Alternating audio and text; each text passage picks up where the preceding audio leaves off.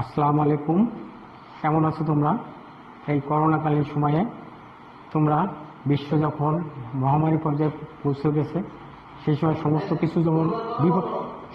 কিছু যখন বিপর্যয়ের দিকে, তখন বাংলাদেশ সরকারের শিক্ষা মন্ত্রণালয় অনলাইনে ক্লাসের ব্যবস্থা তার ধারাবাহিকতায় এই অনলাইন ক্লাস আমরা আজকে ভূগোল দ্বিতীয় পত্রের যে পাঠটা তোমার নেব সেটা হচ্ছে শিল্প। শ্রেণী একাদশ, বিষয় ভূগোল। এখানে শিকনফলটা হচ্ছে শিল্প গড়ে ওঠার নিয়মসমূহ ব্যাখ্যা করতে পারবো। শিল্প কি তা বলতে পারবো। শিল্পের প্রয়োজনীয়তা, গুরুত্ব ব্যাখ্যা করতে পারবো। এবার আসা যাক, শিল্প কাহাকে বলে? প্রাকৃতিক থেকে প্রাপ্ত দ্রব্যগুলো পরিবর্তন ঘটে মানুষের ব্যবহারোপযোগী করাকে শিল্প বলা হয়। যেমন প্রকৃতি থেকে আমরা কি পাই? তুলা থেকে প্রথম তুলা সংগ্রহ করি, তারপর সেখান থেকে সুতোর পরে থেকে আমরা কাপড় তৈরি করি। সেই কাপড় পরবর্তীতে আমরা ব্যবহার করি। তাহলে কি আমরা প্রকৃতি থেকে কি পেলাম? তুলা।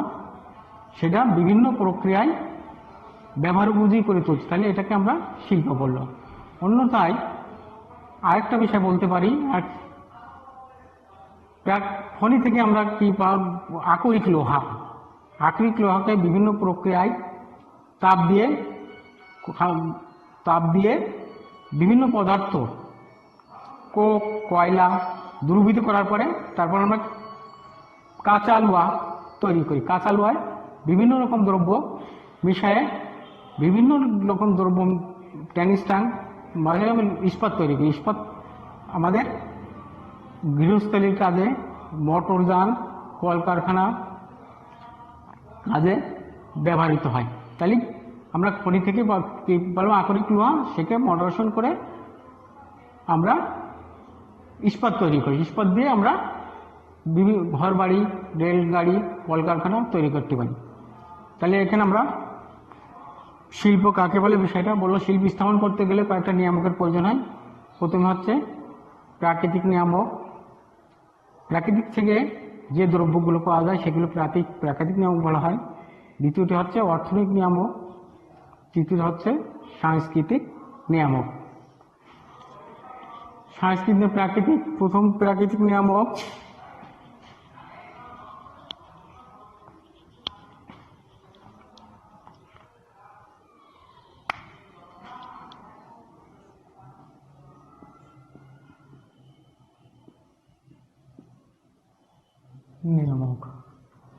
প্রাকৃতিক নিয়ামকের মধ্যে প্রথম হচ্ছে কাঁচামাল।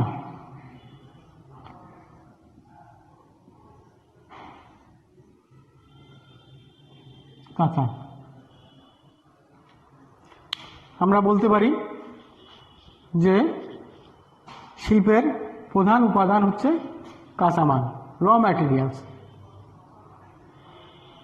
শিল্প স্থাপনের কাঁচামালের গুরুত্ব সর্বাধিক। যেখানে কাঁচামাল পর্যাপ্ত আসে সেখানে শিল্প গড়ে উঠেছে। কাঁচামালের পর্যাপ্ত কারণে বাংলাদেশের চন্দ্রগ্রহায় প্রচুর বাঁশ ও বেত পাওয়া যায়, সেই জন্য সেখানে কাগজ শিল্প গড়ে উঠেছে। 2 নম্বর হচ্ছে শক্তি সম্পদ।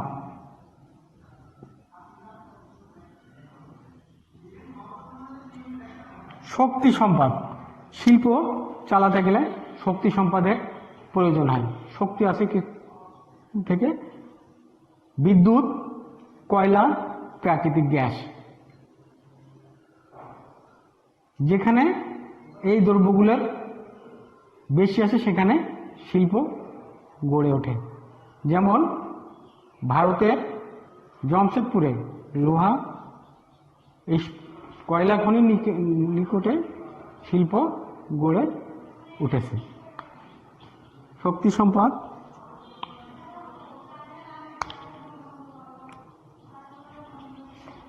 তারপর হচ্ছে জলবায়ু।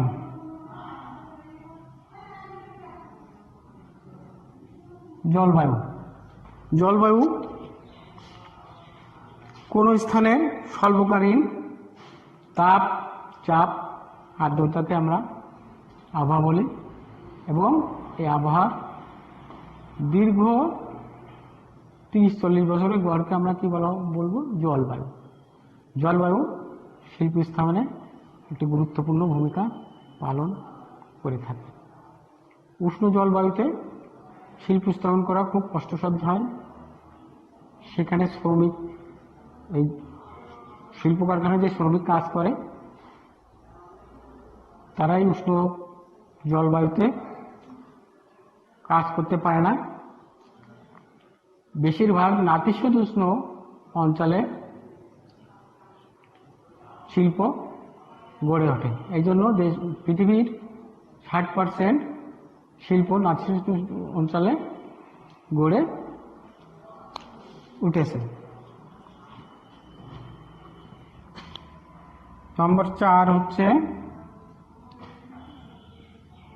জলসম্পদ।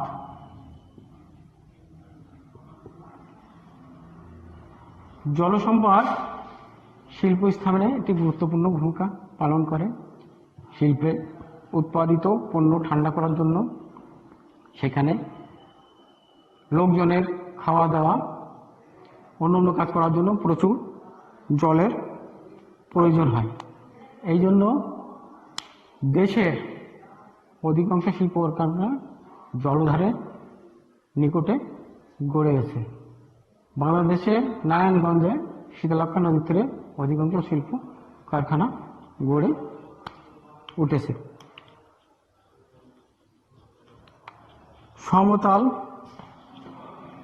সমতল ভূমি।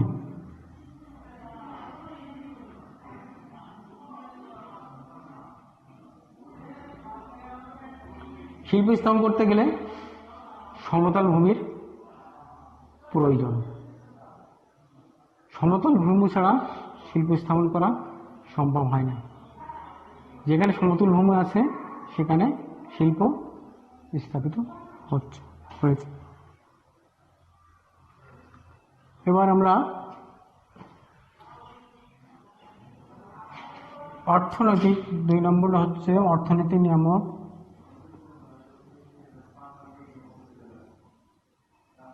অর্থনৈতিক নিয়ামকের মধ্যে প্রথম আছে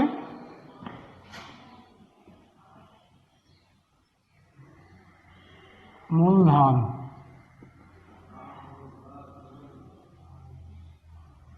মূলধন শিল্প স্থাপনে একটা গুরুত্বপূর্ণ ভূমিকা পালন করে।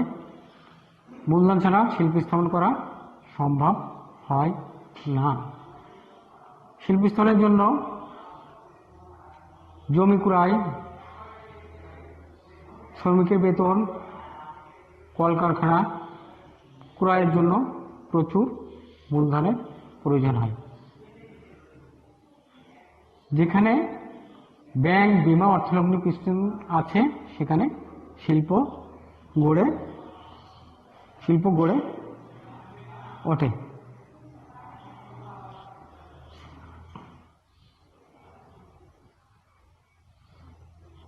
অর্থাৎ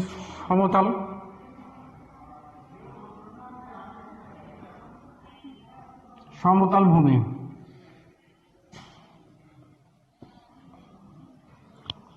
সমতল ভূমি শিল্প স্থাপনে একটি গুরুত্বপূর্ণ ভূমিকা পালন করে থাকে। সমতল ভূমি ছাড়া শিল্প স্থাপন করা যায় না। বিভিন্ন শিল্প স্থাপনে মালপত্র আনানোর জন্য, যাতায়াত ব্যবস্থার সুবিধার জন্য সমতল ভূমি প্রয়োজন। এখানে যেখানে সমতল ভূমি আছে সেখানে শিল্প স্থাপন করা সম্ভব হয়।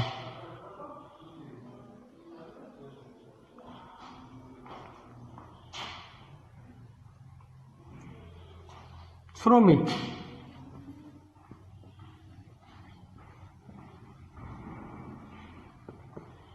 শিল্প স্থাপন করতে গেলে আমাদের প্রচুর শ্রমিকের প্রয়োজন হয়। শ্রমিক ছাড়া শিল্প ব্যবহৃত বিভিন্ন কলকারখানা চালানোর জন্য শ্রমিক, যেখানে দক্ষ শ্রমিক আছে, অধিক জনবল আছে, সেখানে শিল্প স্থাপন করা সম্ভব হয়।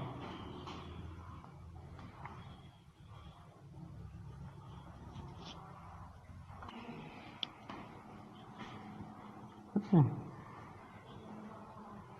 জমির মূল্য হচ্ছে জমির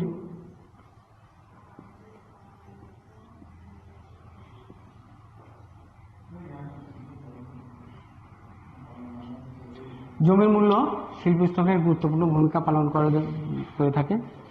যদি জমির দাম বেশি হয় সেখানে শিল্প স্থাপন করা যায় না। সেই জন্য অধিকাংশ শিল্প শহরে যেখানে জমির দাম কম সেখানে শিল্প স্থাপিত হয়। জমির মূল্য। যাতায়াত ব্যবস্থা।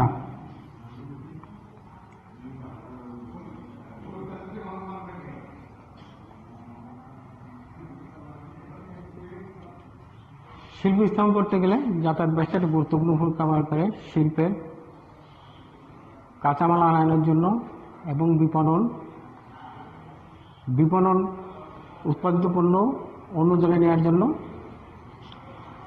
যাতায়াত ব্যবস্থা অত্যন্ত গুরুত্বপূর্ণ।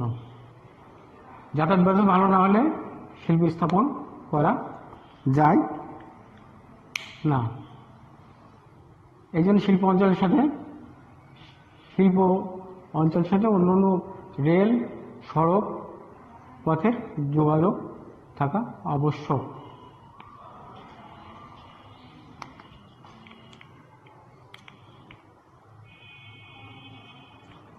বাজার। এবার হচ্ছে বাজার।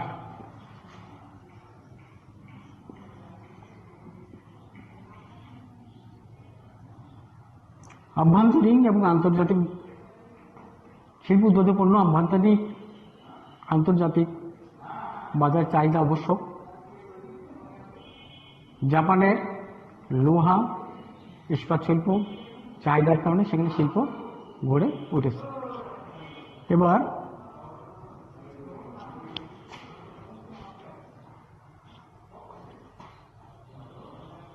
সংস্কৃতি নামক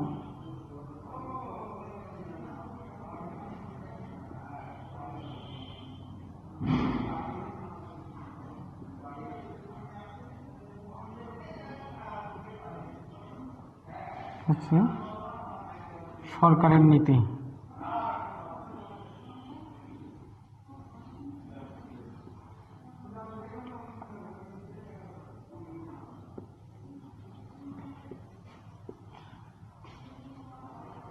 সরকারি নীতির উপর শিল্প প্রতিষ্ঠান গড়ে ওঠে। যত ইচ্ছা শিল্প প্রতিষ্ঠান গড়ে উঠতে পারে না। সরকার শিল্প স্থাপনের জন্য একটি নীতি ঘোষণা করেছে, সেই আলোকে শিল্প প্রতিষ্ঠান গড়ে ওঠে, যার জন্য সরকারের সহযোগিতায় জাপানের লৌহ ইস্পাত শিল্প গড়ে উঠেছে। সরকারের নীতি।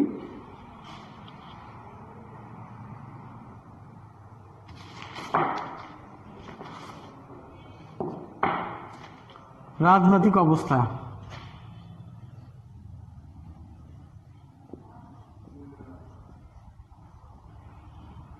রাজনৈতিক অবস্থা শিল্প স্থাপনে রাজনীতিতে গুরুত্বপূর্ণ ভূমিকা পালন করে। যেদিন রাজনৈতিক অবস্থা অস্থির থাকে সেখানে শিল্প স্থাপিত হয় না। শিল্প স্থাপনের জন্য যে রাজনৈতিক স্থিতিশীলতা একান্তভাবে প্রয়োজন।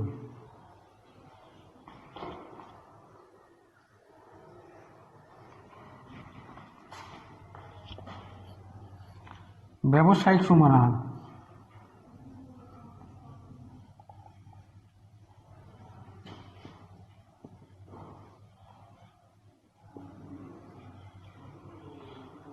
শিল্প উৎপাদিত পণ্য গুণগত মান ভালো হলে সেটা উৎপাদিত মান ভালো হলে সেটা চাহিদার কারণে শিল্প অনেক উৎপাদন করতে হয় এবং শিল্প স্থাপনে সহযোগিতা হয়।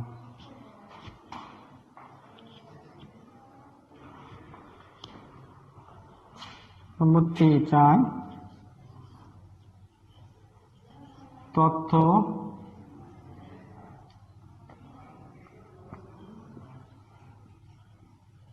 প্রযুক্তি বিদ্যা। শিল্প স্থাপনে তথ্য প্রযুক্তিবিদ্যা একটি গুরুত্বপূর্ণ ভূমিকা পালন করে। তথ্য প্রযুক্তির মাধ্যমে অতি অল্প সময়ে অল্প খরচে উন্নত মানের শিল্পদ্রব্য উৎপন্ন করা যায়। এই তথ্য প্রযুক্তি কাজে লাগায় আমরা শিল্পকে উন্নত, যেখানে তথ্য প্রযুক্তি উন্নতশীল শিল্প স্থাপিত হয়।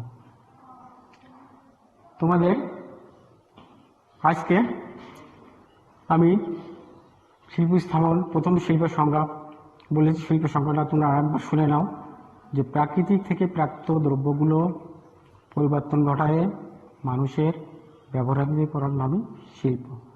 কি বলা হয়েছে, যে প্রথম আমরা প্রাকৃতিক থেকে যে দ্রব্যগুলো হয় তাকে প্রাকৃতিক উপাদান বলা হয়। প্রাকৃতিক থেকে আমরা কি পাই, তুলা থেকে তুলাকে মেশিনের মাধ্যমে সুতা থেকে কাপড়, সেটা আমরা ব্যবহার করি। তারপর কি বলা হলো, খনিজ, খনি থেকে আমরা আকরিক লোহা পাই। আকরিক লোহাকে পরিবর্তন ঘটায় আমরা কাঁচা লোহা তৈরি করি। কাঁচা লোহার বিভিন্ন পদার্থ, ট্যাংস্টন, ম্যাঙ্গানিজ, আমরা ইস্পাত তৈরি করি। ইস্পাত দিয়ে ঘর বাড়ি, কলকারখানা, প্রকৃতির প্রাপ্ত দ্রব্যগুলো আমরা পরিবর্তন ঘটায় মানুষের ব্যবহার হচ্ছে, তাহলে এটাকে শিল্প স্থাপন করতে গেলে আমরা 3টে জিনিসের উপর গুরুত্ব দিতে হয়। প্রাকৃতিক নিয়ামক, 3টি নিয়ামকের উপর গুরুত্ব প্রদান করতে হয়। প্রাকৃতিক নিয়ামক, অর্থনৈতিক নিয়ামক এবং সাংস্কৃতিক নিয়ামক। প্রাকৃতিক নিয়ামকের মধ্যে প্রথম পড়ে কি, কাঁচামাল। বলা হয়েছে কাঁচামালকে তৈরি পণ্য পরিবর্তন করার নামই শিল্প। কাঁচামালের সান্নিধ্যে এই শিল্প গড়ে ওঠে। যেখানে কাঁচামালের সান্নিধ্য বেশি সেখানে শিল্প গড়ে ওঠে।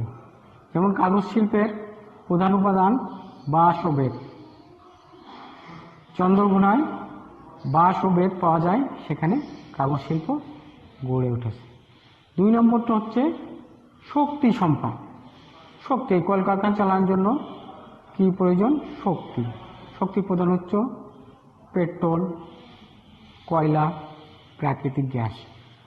যেখানে এই পেট্রোল, কয়লা এবং প্রাকৃতিক গ্যাসের সান্নিধ্য আছে, সেখানে আমরা এই শিল্প স্থাপন করতে পারি। যেমন ভারতের জামশেদপুরে কয়লা খনির নিকটে লোহা ইস্পাত শিল্প গড়ে তুলতে পারে। তারপরে আবহাওয়া কোনো স্থানের তাপ, চাপ, আর্দ্রতাকে অল্প সময়ের তাপ, চাপ, আর্দ্রতাকে আমরা আবহাওয়া বলা হয়। এই আবহাওয়ার 30 ও 40 বছরের গড়কে আমরা জলবায়ু বলি। জলবায়ু শিল্প স্থাপনে একটা গুরুত্বপূর্ণ ভূমিকা পালন করে। উষ্ণ আবহাওয়ায় শ্রমিকরা ঠিকমতো কাজ করতে পারে না, তা মানসিক শারীরিক শক্তির বিকাশ ঘটে না। সেই জন্য শিল্প স্থাপন, যদি আবহাওয়া গরম হয় সেখানে শিল্প স্থাপন করা সম্ভব হয় না। নাতিশীতোষ্ণ স্থানে যেখানে আবহাওয়া ভালো সেখানে শিল্প স্থাপন করা সম্ভব হয়। এই জন্য সারা বিশ্বের 60% শিল্প নাতিশীতোষ্ণ মণ্ডলে অবস্থিত। তবে জলসম্পদটা কি শিল্প স্থাপনের গুরুত্বপূর্ণ ভূমিকা পালন করে। শিল্পের কারখানায় দ্রব্যগুলো ঠান্ডা করতে পানির প্রয়োজন হয়। সেখানে যে লোকগুলো কাজ করে তাদের থাকা খাওয়া কাজে পানির প্রয়োজন হয়। এই জন্য যেখানে জলধার আছে তার আশেপাশে শিল্প প্রতিষ্ঠান গড়ে ওঠে। যেমন নারায়ণগঞ্জ শীতলক্ষ্যা নদীর তীরে অধিকাংশ শিল্প গড়ে উঠেছে। এবার আসি আমরা অর্থনৈতিক নিয়ামকের মধ্যে প্রথম পড়ি মূলধন। মূলধন ছাড়া কোনো কাজ হয় না। জমি শিল্প স্থাপন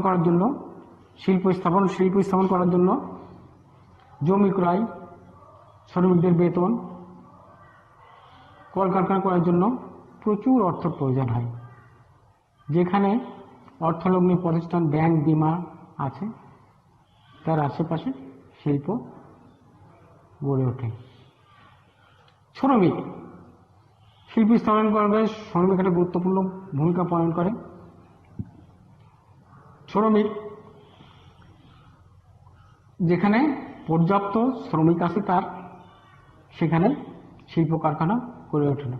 যেমন জাপান, আমেরিকাতে শিল্প প্রতিষ্ঠান গড়ে উঠেছে। বাজার উৎপাদিত পণ্যের আভ্যন্তরীণ আন্তর্জাতিক বাজারে চাহিদা থাকা আবশ্যক। জাপানের লোহা ও ইস্পাত শিল্পের ব্যাপক চাহিদা থাকায় সেখানে শিল্প গড়ে উঠেছে। জমির মূল্য শিল্প স্থাপন করতে হলে জমি ক্রয় করতে হয়। জমির দাম যদি বেশি থাকে তাহলে সেখানে শিল্প স্থাপন করা যায় না। এই জন্য শহরে যেখানে জমির মূল্য কম, শহরের পাশে শিল্প প্রতিষ্ঠান গড়ে উঠেছে। সমতল ভূমি শিল্প স্থাপন করে। সমতল ভূমি একটি গুরুত্বপূর্ণ ভূমিকা পালন করে। শিল্পের কাঁচামাল আনায়ন, শিল্প উৎপাদিত পণ্যের বাজারজাতকরণের জন্য সুষ্ঠু যাতায়াত ব্যবস্থা না থাকলে শিল্পের প্রসার ঘটে না।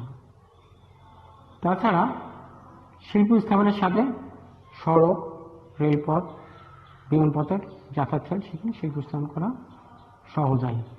তারপর বলা হলো সংস্কৃতি নিয়ামক, সরকারের নীতি। সরকার যথেচ্ছায় যেখানে সেখানে শিল্প স্থাপন করতে যথেচ্ছভাবে শিল্প স্থাপন করা সম্ভব না। সরকারের শিল্প স্থাপনের জন্য এই আলোকে একটি শিল্পনীতি ঘোষণা করেছে। সেই আলোকে শিল্প গড়ে ওঠে। জাপানের সরকারি পৃষ্ঠপোষকতায় শিল্প গড়ে ওঠে।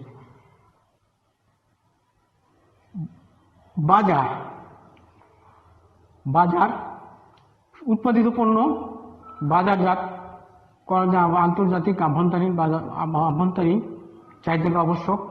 যেখানে এই শিল্পের দ্রব্যের চাহিদা আছে সেখানে শিল্প গড়ে উঠেছে। রাজনৈতিক স্থিতিশীলতা শিল্প স্থাপনে একটা গুরুত্বপূর্ণ ভূমিকা পালন করে। রাজনৈতিক অস্থির থাকলে সেখানে শিল্প স্থাপন করা যায় না। প্রিয় শিক্ষার্থীবৃন্দ, আমি আজকে শিল্পটা পড়লাম। তোমরা ভালো বাসায় ভালোভাবে পড়বে, খেয়াল রাখবে। তাহলে আমি আরেকবার একটু বলছি। তাহলে শিল্প স্থাপনে প্রথম আমরা কাঁচামাল লাগবে, শক্তি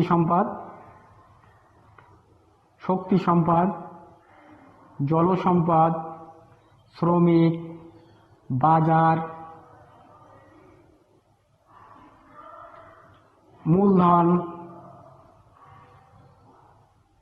রাজনৈতিক পৃষ্ঠপোষকতা, সরকারের নীতি। আজ এই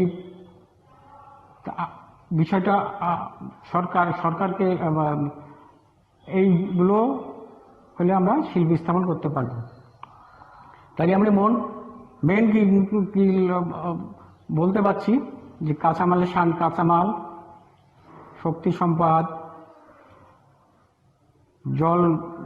জলবায়ু, মূলধন, শ্রমিক, বাজার, যাতায়াত ব্যবস্থা, সরকারের নীতি, এগুলো থাকলে আমরা শিল্প স্থাপন করতে পারবো। আমি তোমার শিল্প স্থাপনে তোমরা বাড়ি থেকে এই টপিকটা লিখে নিয়ে আসবা যে শিল্প স্থাপনে প্রাকৃতিক নিয়ামকের চেয়ে অর্থনৈতিক নিয়ামকের গুরুত্বপূর্ণ ভূমিকা পালন করে। এই বিষয়টা তোমরা বাড়ি থেকে নিয়ে আসবে। লিখে নিয়ে আসবে। প্রিয় শিক্ষার্থীবৃন্দ, এই করোনাকালীন সময়ে তোমরা বিশ্ব যে মহামারী করোনা দেখা দিয়েছে, তোমরা ঘরের বাইরে হবে না, সামাজিক দূরত্ব মেনটেন করবে, ঘন ঘন হাত ধোবে, হাত মুখে মাস্ক ব্যবহার করবে, অপ্রয়োজনে বাইরে যাবে না। সকলে সুন্দর থাকো, সুস্থ থাকো, এই কামনা করে আমি আজকে ক্লাস শেষ করছি। সকলকে ধন্যবাদ।